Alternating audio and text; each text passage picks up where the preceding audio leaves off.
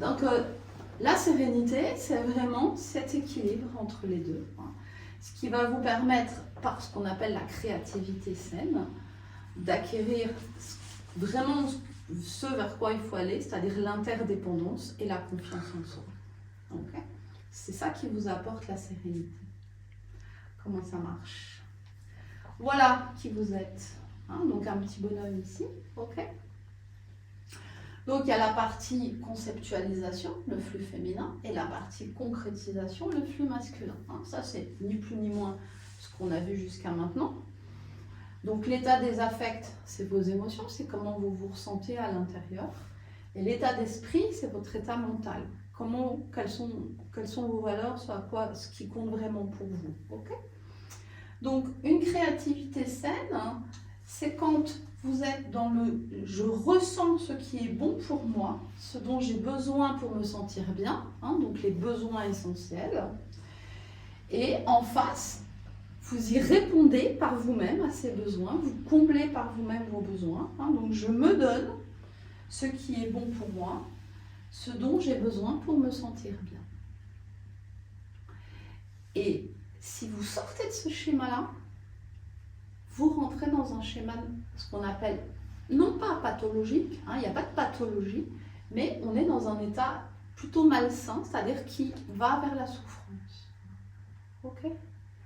Donc ça, c'est vraiment les deux phrases qu'il vous faut vous répéter, je dirais, pour à chaque fois vous repositionner, pour vous remettre dans votre élan, vous remettre dans votre ressenti, et justement pas être happé par ce petit jeu, par cet ego, qui va chercher des solutions à l'emporte-pièce pour couvrir des peurs, pour cacher des peurs. Peur que si vous cachez vos peurs, en fait, qu'est-ce qui va se passer? Elles reviendront de toute façon, tôt ou tard, et parfois de façon beaucoup plus douloureuse. Donc, pour casser ce cercle vicieux, on va voir les peurs, d'où elles viennent. Tout ça, je vais vous l'expliquer. Mais retenez, je ressens ce qui est bon pour moi, mes besoins essentiels, et je me les donne. C'est-à-dire que je comble par moi-même mes besoins essentiels. Ce qui va faire que, si vous voulez aller dans le sens du développement personnel, ça veut dire que votre « je suis », vous pouvez l'orienter vers ce que vous avez envie d'être. Qui avez-vous envie d'être? C'est ça le développement personnel, c'est rien d'autre. C'est « je suis », bon, ma vie est comme ça, j'aimerais bien la faire progresser, j'aimerais bien l'ouvrir, j'aimerais bien mettre en place des changements, je ressens qu'il y a des choses qui m'appellent, ok. Donc, qui est-ce que j'ai envie d'être? Et en fonction de qui est-ce que j'ai envie d'être, vous allez pouvoir positionner « je ressens ce qui me fait vibrer et ce qui m'anime ». C'est là une vraie question du développement de soi. Qu'est-ce qui vous donne envie dans votre vie? De quoi vous avez envie de remplir? Comment vous avez envie de remplir les prochains jours de votre vie? On a une vie qui est courte, on en a déjà fait un trajet. Il reste des jours à vivre. L'idée, ce serait quand même de remplir ces jours de vraiment ce qui nous fait vibrer, ce qui nous enthousiasme. Okay, on ne peut pas le faire comme ça. Par contre, vous vous souvenez, on a parlé de l'intention il y a 15 jours. Okay, et l'intention, elle est là. C'est ce que j'ai envie d'être, c'est je ressens, qu'est-ce qui me fait vibrer, qu'est-ce qui m'appelle à l'intérieur de moi. Et je vais poser l'intention d'aller le toucher, d'aller le faire rentrer en moi. Comment je fais ça? Je me comporte, action, comme si j'étais déjà qui j'ai envie d'être. Est-ce que vous comprenez ça? Ça, c'est ultra puissant. Ça veut dire que quelqu'un qui a envie d'être prof de yoga, qui est employé de bureau à l'heure actuelle et qui a envie de devenir prof de yoga, qu'est-ce qu'elle va faire? Elle va déjà s'assurer, cette personne, que quand elle pratique le yoga, elle se sent bien, ça la fait vibrer, ça la nourrit. C'est quelque chose qui a du sens pour elle. Et donc, qu'est-ce qu'elle va faire? Elle va se mettre à s'habiller prof de yoga. Elle va se mettre à manger prof de yoga. Elle va se mettre à se lever le matin et faire une routine de prof de yoga, etc., etc. C'est-à-dire qu'elle va faire comme si elle était déjà une prof de yoga reconnue, avec des élèves, avec des étudiants. Et qu'est-ce qui va se passer? et bien tout ça, ça va créer un courant. Ça va créer des contacts, ça va créer des opportunités, ça va créer des synchronicités. Et c'est comme ça qu'il y a des choses qui vont pouvoir se mettre en place dans sa vie. Ok? Et cette mécanique-là, elle est puissante, mais dès qu'il y a une peur, ah ouais, mais je ne sais pas si je suis à la hauteur, je ne sais pas si j'arriverai à gagner ma vie, ah ben je ne sais pas si, ah bah oui, ah puis qu'est-ce qu'ils vont dire les voisins, et puis mon mari, qu'est-ce qu'il va dire, parce que là c'est foutu, vous êtes foutu, vous n'atteindrez pas votre objectif. Et vous voyez que pour atteindre votre objectif, il n'y a pas besoin de venir se cogner la tête comme ça. Ça, c'est la mouche qui se cogne en permanence contre un carreau alors que la fenêtre, elle est ouverte à côté. Il n'y a pas besoin de ça. Il n'y a pas besoin de se mettre la rate au courbouillon pour atteindre des objectifs les uns derrière les autres. Il y a ça. C'est vos actions. Vous comportez comme si vous étiez déjà celle que vous vouliez devenir. Ça va ? Ça veut dire qu'on ne vous demande pas de faire, on ne vous demande pas d'avoir. On est des êtres humains, on n'est pas des fers humains, ni des avoirs humains.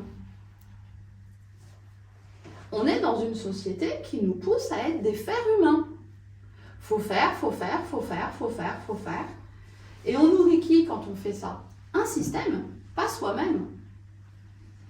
Ok? Donc en fait, c'est vraiment le stade de l'interdépendance, c'est-à-dire qu'on peut exprimer son besoin, on peut l'exprimer à l'autre, mais comme on sait qu'on est capable de combler son besoin par soi-même, si l'autre il nous dit non, je n'ai pas le temps, on ne va pas lui en faire un drame. Ok? Et puis si l'autre il dit ah ben bonne idée, allons faire ça ensemble, et ben c'est super, il y a une communion, il y a quelque chose d'harmonieux qui se met en place. Mais on est indépendant, mais pas égoïste. On est indépendant, on est responsable, on se prend en charge, on reconnaît que l'autre est indépendant, qu'il se prend en charge, qu'il est responsable. Et parce qu'on le reconnaît responsable, on ne va pas faire les choses à sa place. On va voir derrière qu'il y a des profils qui ont besoin de tout le temps faire à la place des autres pour s'en sentir exister. Et là, c'est de la dépendance. Okay? Donc là, dans le stade de l'interdépendance, et je peux exprimer mon besoin à l'autre, puis l'autre, il n'est pas obligé d'y répondre.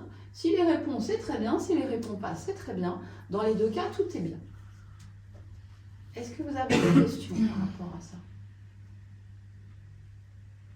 C'est bon? Donc là, quand les angoisses, les doutes et l'anxiété arrivent, c'est qu'il y a une créativité malsaine. Alors on va commencer à parler de dépendance, on va parler de vide, et puis on va parler des blocages à l'action. Ok? Voilà, donc on reprend le « je suis ». Et là, on va en fait comprendre que cette personne, son élan, son action est en vide. Donc c'est ce qu'on appelle un vide de masculin. Donc c'est des gens qui ont une difficulté pour concrétiser. Ok? Ça veut dire qu'en fait, il y a un déséquilibre, c'est-à-dire qu'il y a un flux féminin qui a toute la place. Donc c'est quelqu'un qui est dans un ressenti de tout, une hypersensibilité. Ok? Souvent on dit je suis hypersensible, c'est ma nature, etc. Oui, évidemment qu'il y a des natures hypersensibles. Et là en plus, sur un plan anatomique, on sait que cette hypersensibilité s'explique par un seuil d'excitabilité du nerf qui est beaucoup plus bas. Donc c'est des gens, je vous en parlais il y a 15 jours, qui sont capables de capter tout un tas d'informations que d'autres ne savent pas capter. Mais bien souvent, les problèmes d'hypersensibilité qu'on rencontre, des personnes qui ont du mal à gérer leur environnement par hypersensibilité, sont essentiellement des personnes qui ont un vide de masculin. Okay? Parce qu'elles n'arrivent pas à passer, elles ont des blocages à l'action, elles n'arrivent pas à passer à l'action. Passer à l'action, c'est dire non, déjà. Déjà, le passage à l'action. Et donc, ce flux féminin, il est complètement hypertrophié. Et donc, en fait, on a plein de rêves, on a plein d'envies, on a plein de machins, on a envie de faire plein de choses, mais on ne passe jamais à l'action. Alors c'est très frustrant au final, c'est assez épuisant. On a l'impression que les autres avancent et puis nous on est là, on a l'impression d'être interdit en fait. Hein, il y a un sentiment d'interdiction parce que on sait, hein, l'hypersensible, il sait ce qu'il aime, il est très connecté à lui, à l'intérieur, donc il sait exactement. Hein, mais on a l'impression qu'il n'habite pas son corps, qu'il n'est pas incarné, il ne peut pas faire changer les choses dans la matière. Okay, et c'est juste parce qu'il y a un vide de masculin. Okay, et comme il y a un vide de masculin, et ben c'est des personnes qui attendent que l'extérieur leur donne. Alors l'exemple que je donne toujours, c'est une personne qui ressent à l'intérieur d'elle-même qu'elle a envie de partir en vacances. Elle est fatiguée, voilà. Et donc elle va dire à ses collègues de travail, oh là là, je suis fatiguée, j'ai pas pris de vacances depuis au moins 2 ans, et voilà. Et le collègue va répondre, mais t'as envie de quoi? Ah, ben j'ai envie de mer, j'ai envie de montagne, ou j'ai envie de soleil, j'ai envie de ci, j'ai envie de ça. La personne, elle sait exactement. Mais jamais elle va aller sur Internet ou aller quelque part, elle va jamais rien booker. Par contre, à un moment donné, cette personne, elle va rentrer à la maison, elle va tellement avoir envie de vacances, machin, elle va tellement être excédée que les vacances n'arrivent pas, que si le mari dit un mot de travers sur les vacances, elle va lui sauter à la figure, parce que oui, mais t'as pas réservé, et puis t'as pas fait ce qu'il fallait, et puis t'as machin, et puis ben, c'est des gens qui rejettent la faute à l'extérieur, hein, parce que quand on est en vide de masculin, on attend, c'est quasiment normal que ce soit l'autre qui prenne en charge. Et le pire, c'est que si l'autre prend en charge, après, ben, on n'est pas content. Parce que l'autre, il a pris en charge, mais il n'a pas ressenti ce que nous, on aurait aimé. Hein. Donc, on se retrouve avec des vacances à la montagne alors qu'on voulait aller à la mer, etc., etc. Ça crée énormément de tensions dans les couples, ces trucs-là, ou entre amis, ou entre collègues de travail. Hein. Parce qu'il y a énormément de gens qui ressentent ce qui serait bon de faire, mais ils n'arrivent pas à passer à l'action, ou alors ils ont tout un tas d'excuses, hein, parce que quand il y a un vide du masculin, les excuses pour passer à l'action, mais on en a des caisses et des caisses. Hein. Et tout ça, c'est inconscient. Hein.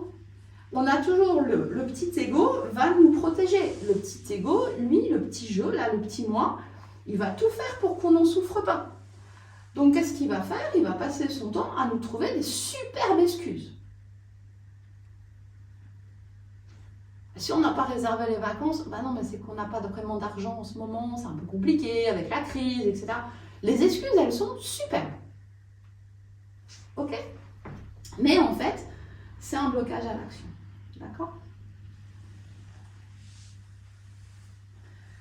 Alors, dans les typologies de personnes,